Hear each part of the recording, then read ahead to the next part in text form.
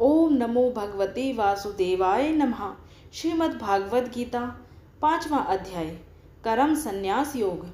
शांताकारं भुजगशयनं पद्मनाभं सुरेशं विश्वधारं गगनसदृशं मेघवर्णं शुभांगं लक्ष्मीकान्तं कमलनयनं योगिभिर्ध्यानगम्यं वंदे विष्णु भवभयहरं सर्वलोकैकनाथम।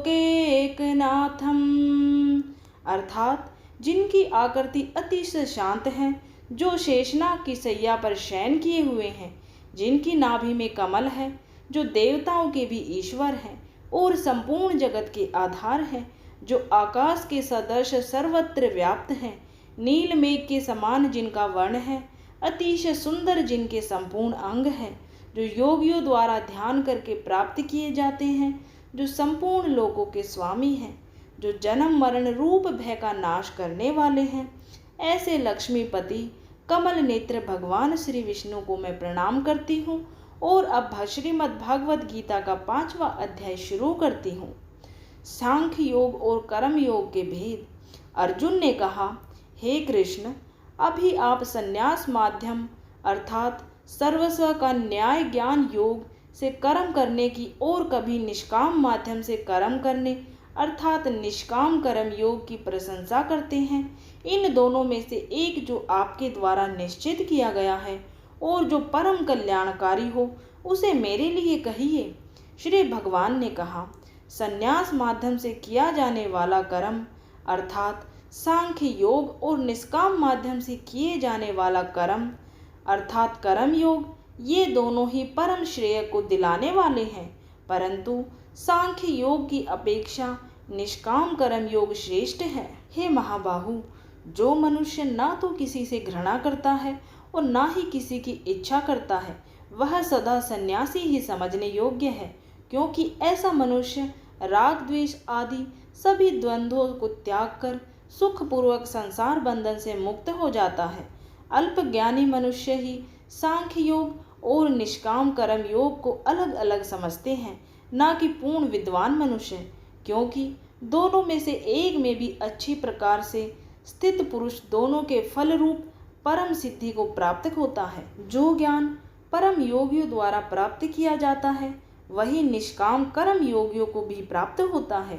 इसलिए जो मनुष्य सांख्य योग और निष्काम कर्म योग दोनों को फल की दृष्टि से एक देखता है, वही वास्तविक सत्य को देख पाता है।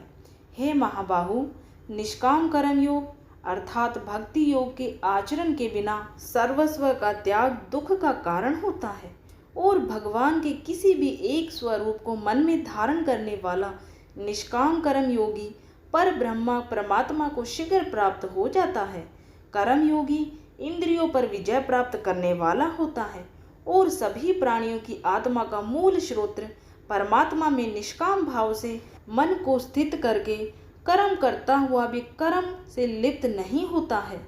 कर्म योगी परम तत्व परमात्मा की अनुभूति करके दिव्य चेतना में स्थित होकर देखता हुआ, सुनता हुआ, स्पर्श करता हुआ, सूंघता हुआ, भोजन करता हुआ, चलता हुआ, सोता हुआ, श्वास लेता हुआ, इस प्रकार यही सोचता है कि मैं कुछ भी नहीं करता हूँ। कर्म योगी बोलता हुआ, त्यागता हुआ, ग्रहण करता हुआ तथा आँखों को खोलता और बंद करता हुआ भी यही सोचता है कि सभी इंद्रियां अपने अपने विषयों में प्रवृत्त हो रही हैं, ऐसी धारणा वाला होता है। कर्म योगी सभी कर्म फलों को परमात्मा को समर्पित करके निष्काम भाव से कर्म करता है, तो उसको पाप कर्म कभी स्पर्श नहीं कर पाते हैं। जिस प्रकार कमल का पत्ता जल को स्पर्श नहीं कर पाता है, कर्म योगी निष्काम भाव से शरीर, मन, बुद्धि और इंद्रियों के द्वारा केवल आत्मा की शुद्धि के लिए ही कर्म करते हैं। कर्म योगी सभी कर्म के फलों का त्याग करके परम शांति को प्राप्त होता है, और जो योग में स्थित नहीं, वह कर्म फल को भोगने की इच्छा के कारण कर्म फल में आसक्त होकर बंध जाता है। शरीर में स्थित जीवात्मा मन से समस्त कर्मों का परित्याग करके वह न तो कुछ करता है और ना ही कुछ करवाता है, तब वह 9 द्वारों वाले नगर अर्थात स्थूल शरीर में आनंद पूर्वक आत्म स्वरूप में स्थित रहता है।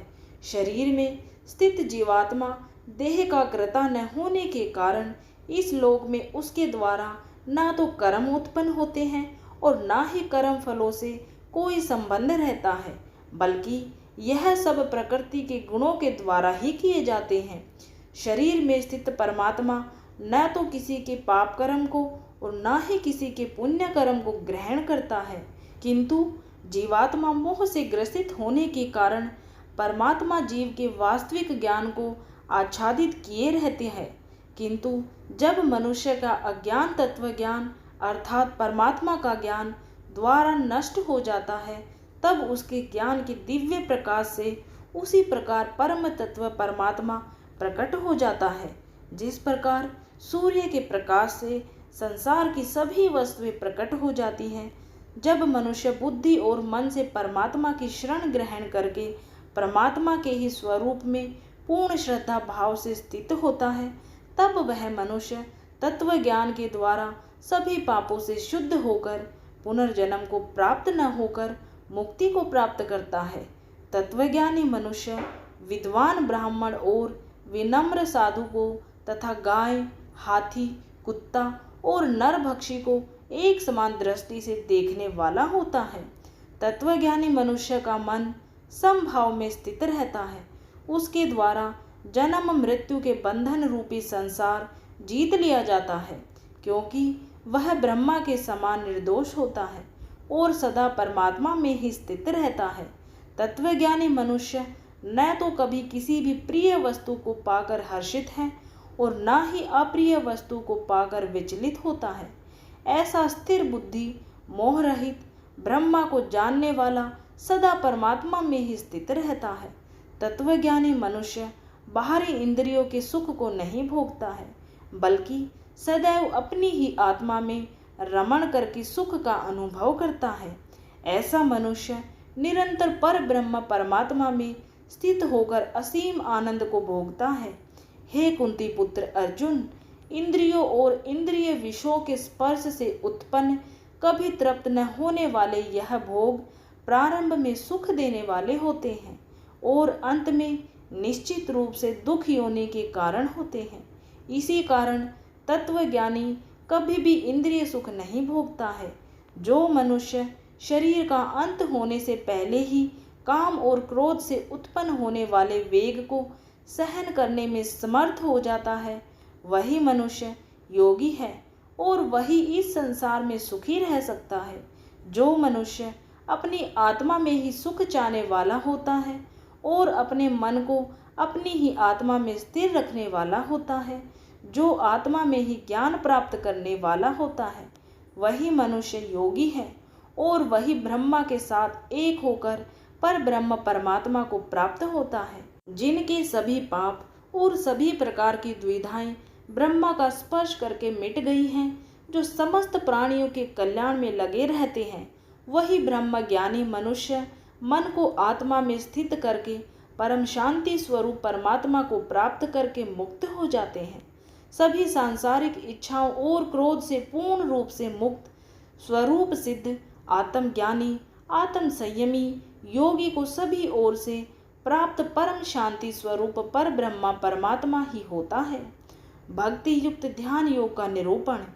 सभी इंद्रिय विषयों का चिंतन बाहर ही त्याग कर और आँखों की दृष्टि को बोहों के मध्य से केंद्रित करके प्राण वायु और अपान वायु की गति नासिका के अंदर और बाहर सम करके मन सहित इंद्रियों और बुद्धि को वश में करके मोक्ष के लिए तत्पर इच्छा, भय और क्रोध से रहित हुआ योगी सदैव मुक्त ही रहता है।